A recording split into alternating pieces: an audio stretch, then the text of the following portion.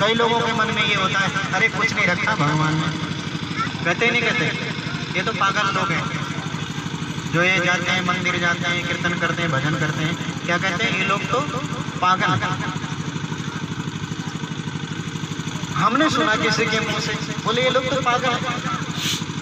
भाई ठीक कहा उसने, गलत क्या कहा? एक हिसाब से कोई छोटे से शब्दों में लोग पागल तो मेरा गाली दे रहा होगा, परंतु जब तक उसके पीछे पागल न हो व्यक्ति, तब तक तो पा के गल माने बात भी नहीं कर सकता। पा अलग करो, गल अलग करो। पा माने पाना, गल माने बात। जब तक पागल नहीं बनोगे तब तक उसको पा के बात कर ही नहीं सकते आप। तो जीवन में कुछ हो ना हो, जीवन जैसा भी कटे वो उसके हाथ में, परंतु उसके नाम का भजन जिसने दिया है उसके समय में थोड़ा सा निकालना है, ज़्यादा भी नहीं चाहिए कोई समय, इतना नहीं कि सारे दिन। भाई सबसे बड़ी समस्या तो आजकल क्या हो गई है, सबके लिए, एक के लिए नहीं, सबके लिए भगवान ने अपने से दूर करने के लिए, ध्यान देंगे, दूर करने के लिए क्या कर दिया, आपके हाथ में खिलौना दे दिया। सब जानते हैं वो खिलौना क्या है। सब लोग रात दिन लगे हुए हैं उसमें कोई एक व्यक्ति नहीं है, पूरा भारत और देशों के लोग कम लगे हुए हैं, पूरे भारत के लोग उसके पीछे पड़े हुए लगे रहते हो नहीं रहते। तो उसमें से उस समय मैं तो ये भी कहता हूँ लोगों से, भैया आजकल मोबाइल छोड़ के जितने देर शांति से बैठ सकते हो ना, वो भी आपका भजन है। मोबाइल को छोड़ के शांति से आप बैठो, कुछ मत करो, तो वो भी आज के जमाने में भजन है। एक व्यक्ति कभी मंदिर जाता ही नहीं, कभी नहीं, तो जबरदस्ती से गया, राम जी के मंदिर में गया। राम जी के मंदिर हर जगह उपलब्ध है, हनुमान जी चरणों में बैठे। अब उसको दृष्टि क्या गोचर हुई कि राम जी के चरणों में हनुमान जी बैठे, राम सीता के चरणों में। अरे ये तो महावीर सुनते थे, चरणों में क्यों बैठे? बोले ये इनके पुत्र हैं। हनुमान जी क्या है? राम और सीता के पुत्र हैं। और पुत्र का स्थान क्या है? बोले माता पिता के चरणों में। तब उस व्यक्ति को ध्यान में आया कि लंका को जलाने वाले, पर्वत उठाने वाले, हाँ, इतने बड़े हनुमान जी अपने माता पिता के चरणों में बैठे हैं, तो उनके सामने मेरी क्या औकात है? बोलो, हनुमान जी के सामने हमारी क्या औकात है? तो उस बालक की बुद्धि में थोड़ा सा फर्क पड़ा और आगे जाके घर जाके उसने सबसे पहले माता पिता के चरण छुए। गया कहाँ था? मंदिर। और परिणाम क्या हुआ कि माता पिता के चरण छूने लगा और माता पिता की सेवा करने लगा। अब बोलो, भगवान की जरूरत है या नहीं है? पूजा की जरूरत है या नहीं है? भाई सीधी सी बात है, जो पूजा पाठ में लगे हों, जो थोड़ा सा धर्म कर्म में लगे हों, जो भगवान के भक्त हों, उनके चेहरे देख लो। और जो कहते हैं कि नहीं जी कुछ नहीं रखा, उनके चेहरे देख लो, पता चल जाएगा। 2 मिनट में पता चल जाएगा। उनके चेहरे की एक अलग ही रौनक होगी और उनके चेहरे की अलग ही रौनक होगी, वो तो पता ही चल जाता है। भगवान के भक्त मुस्कुराना जान लेते हैं, सीख जाते हैं हर हालत में, किसी भी कीमत पर जो भगवान के भक्त न हो, इतनी सी भी संकट आ जाए जीवन में, इतना सा तो रोते हुए भी हर समय। भगवान श्री कृष्ण का आप चरित्र उठाइए, बचपन से लेकर स्वधाम गमन तक, चेहरे पे कभी भी चेहरे पे मुस्कान गई नहीं, हमेशा मुस्कुराहट रही। भले वो जेल में जन्म हो, भले ही हो माता पिता को छोड़ के गोकुल जाना हो, भले ही राक्षसों का दबाव हो, भले ही मामा को मारना हो, भले ही द्वारिका पहुंच के विवाह होना हो, भले ही यदुवंश को समाप्त करना हो तो और महाराज की क्या खासियत बताएं। महाभारत का इतना बड़ा भयंकर युद्ध, महाभारत का इतना बड़ा भयानक युद्ध, और उस युद्ध में कोई व्यक्ति गीत गा रहा है, बैठ करके वो व्यक्ति गीत गा रहा है। उस युद्ध में ये नहीं पता कि कब कौन सा बाण कब लगेगा, कौन सा बम आएगा, कौन सा क्या गोली चलेगी, कोई पता नहीं, और उसमें मस्ती में मस्त होकर के गीत गा रहा है। जीवन में कुछ भी संकट हो, दुख हो, कुछ भी हो, बस ये ध्यान रखें कि अपनी मुस्कुराहट नहीं खोलें, मुस्कान नहीं खोलें। अब हमारे ठाकुर जी वृंदावन से आए हैं तो मैं थोड़ी सी उनकी कथा सुना ही देता हूँ।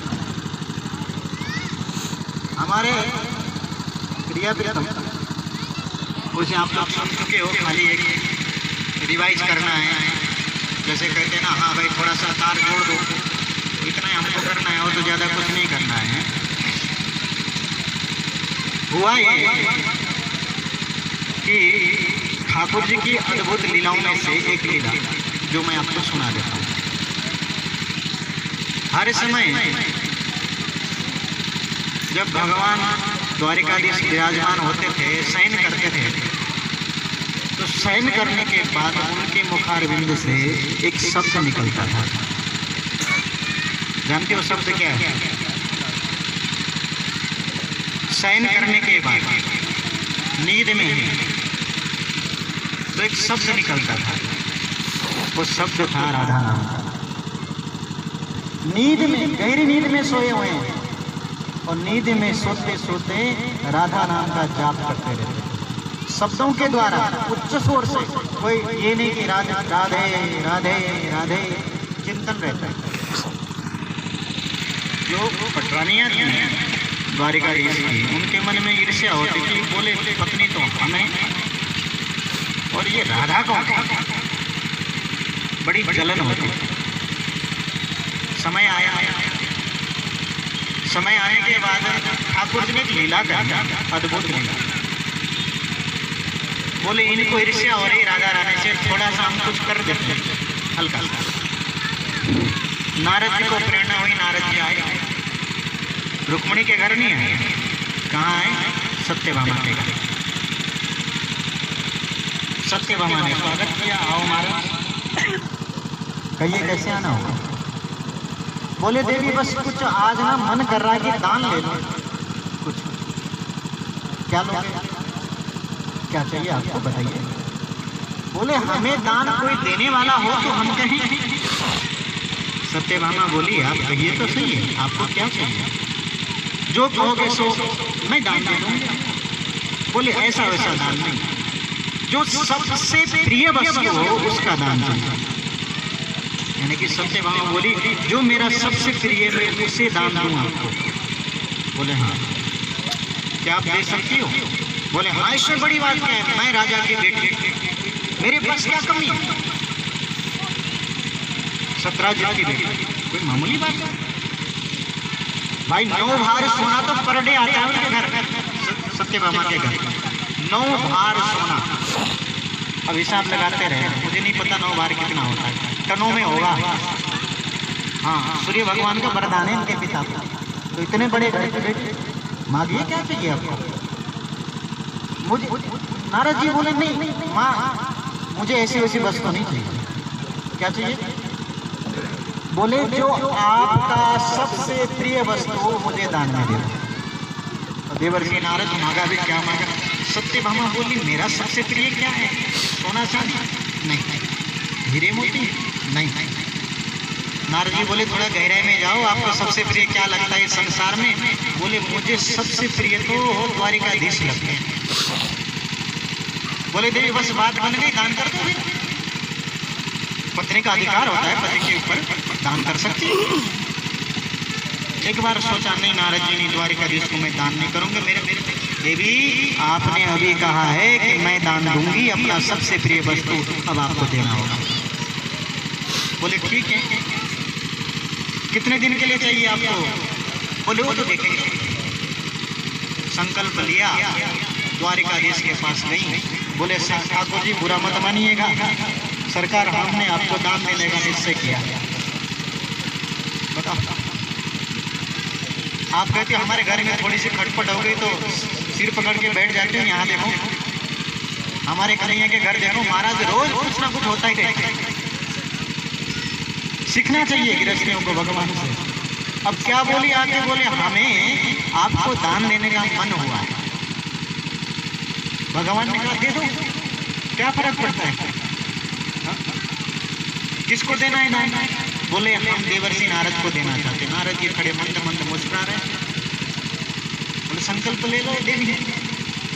संकल्प लिया कि मैं अमुक की पुत्री, अमुक की पत्नी, हाँ अमुक की बहु, सारा गोत्र का नाम लेके दान तो तभी होगा। सब लेकर के जल हाथ में डाल करके नारद जी के मैं द्वारिकाधीश को स्वेच्छा से देवर्षि नारद को दान करती हूँ। हुआ भगवान सिंहासन से उठ के नारद जी के चरण पकड़ के बैठ गए। गुरुदेव कहिए मेरे लिए क्या सेवा है? भाई अब तो दास हो गए ना नारद जी के, दान ले लिया।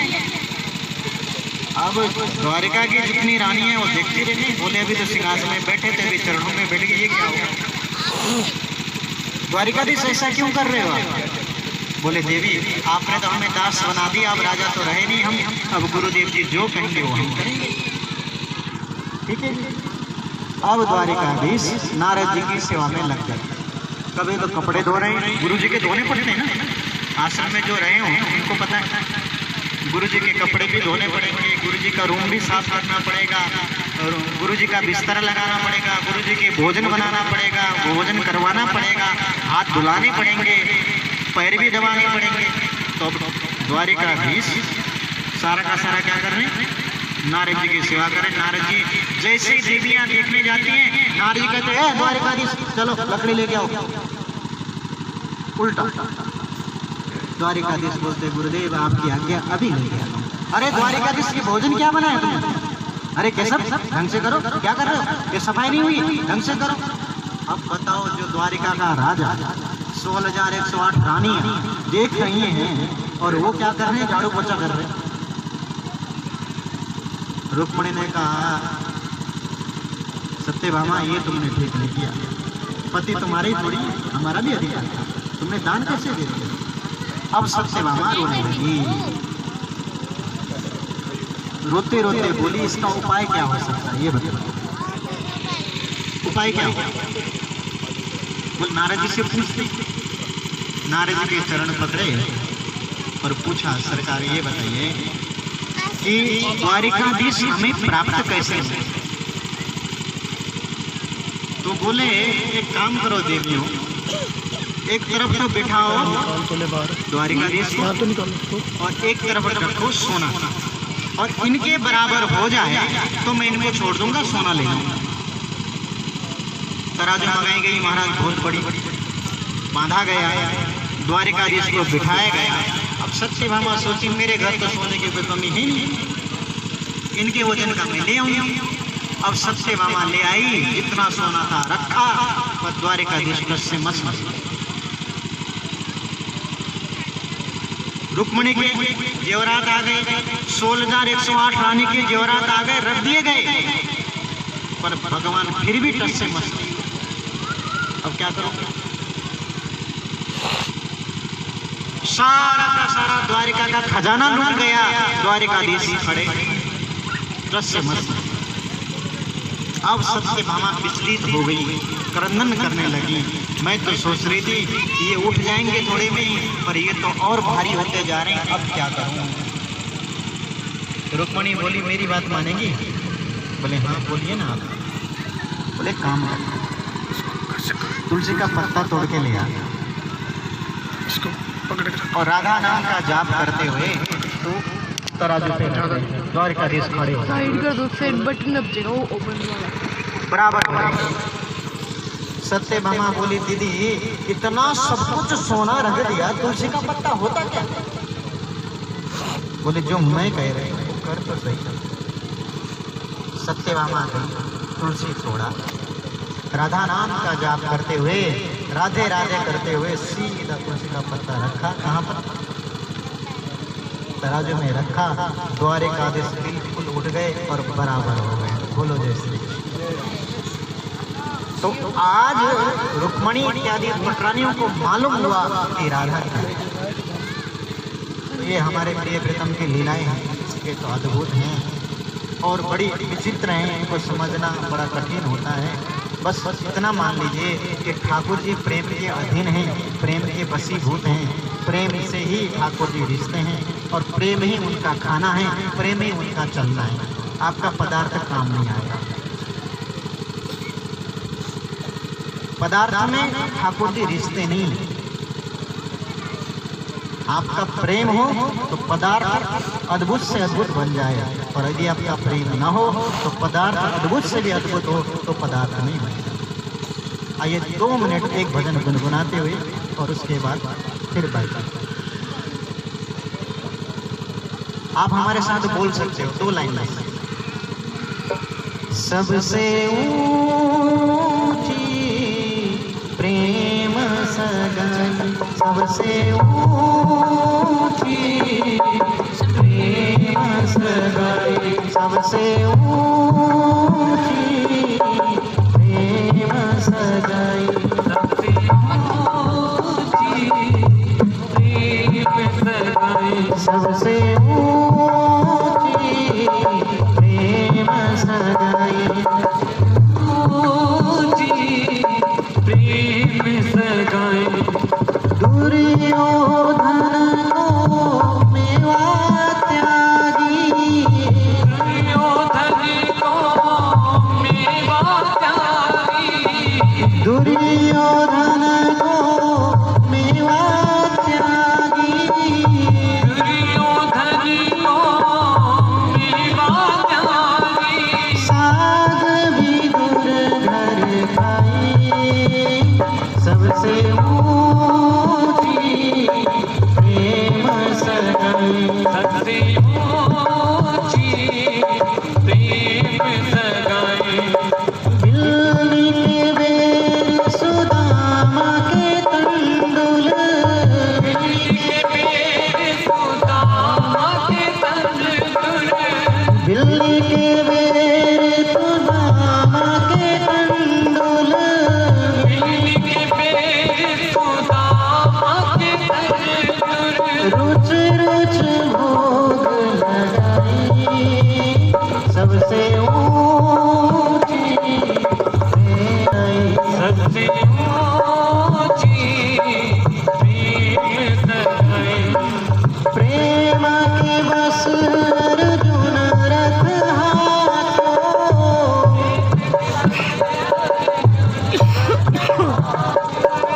प्रेम के बस अर्जुन रथ हाथों, प्रेम के बस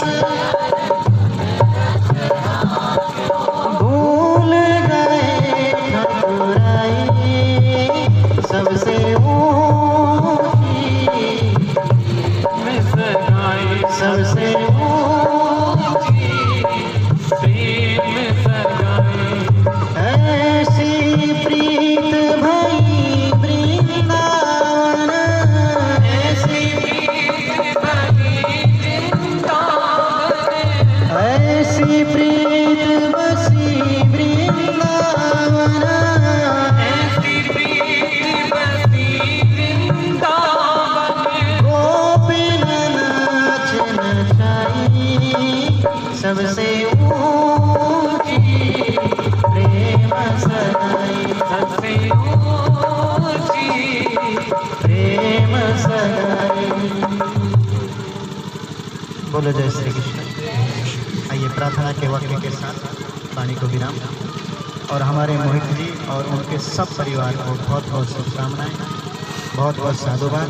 आए हुए सारी संगत को बहुत बहुत साधुवाद। हमारे कृष्ण कृपा परिवार से मंदिर से भी सब लोग आए हैं, आप सबका साधुवाद, बहुत बहुत शुभकामनाएं। भाई जी विराजमान हैं, उनको भी हार्दिक स्वागत उनका भी।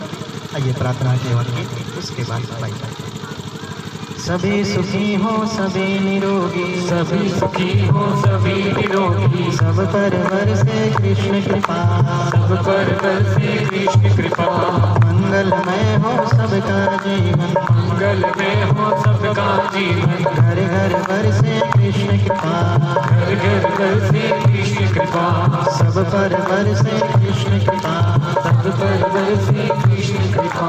मेरे नाथ मैं आपको भूलूं नहीं, मैं आपको भूलूं नहीं, मेरे नाथ मैं आपसे दूर न रहूं, मैं आपसे दूर न रहूं, आप मुझसे दूर न रहें। आप मुझसे दूर न रहें। मेरे मेरे नाथ आप अपनी कृपा आप अपनी कृपा सदा सब पर बनाए रखें। सदा सब पर बनाए रखें। प्रेम से बोले जय श्री कृष्ण, जय श्री कृष्ण, जय श्री राधे, जय श्री राधे।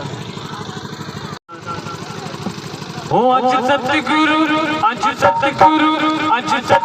मेरे आए मेरा हो गया, अज सतगुरु मेरे आए मेरा हो गया, अज सतगुरु मेरे आए मेरा हो गया, सतगुरु मेरे आए मेरा हो गया, जिथे चरण छुआए मेरा हो गया, जिथे चरण टिकाए मेरा हो गया, जिथे चरण छुआए मेरा हो गया, जिथे चरण छुआए मेरा हो गया, अज सतगुरु मेरे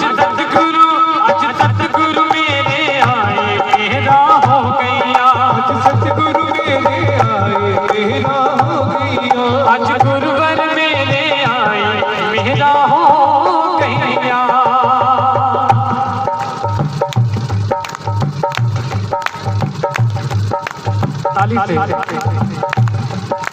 सतगुरु जी ने चरण छुआते, सतगुरु जी ने चरण छुआते, सतगुरु जी ने चरण छुआते, सतगुरु जी ने चरण छुआते, दुखी दर्दियों को नस जाते, दुखी दर्दियों को मिट जाते, दुखी दर्दियों को नस जाते, दुखी दर्दियों को नस जाते, हुण कोई न विपदा आवे मेरा हो गया, हुण कोई न विपदा आवे मेरा हो गया, अज गुरुवर अज सतगुरु मेरे आए मेरा हो गया, सतगुरु मेरे आए मेरा हो गया, अज गुरुवर मेरे आए मेरा हो गया, अज गुरुवर मेरे आए मेरा हो गया, सतगुरु दी चरणां विच बरकत, सतगुरु दी चरणां विच बरकत, सतगुरु दी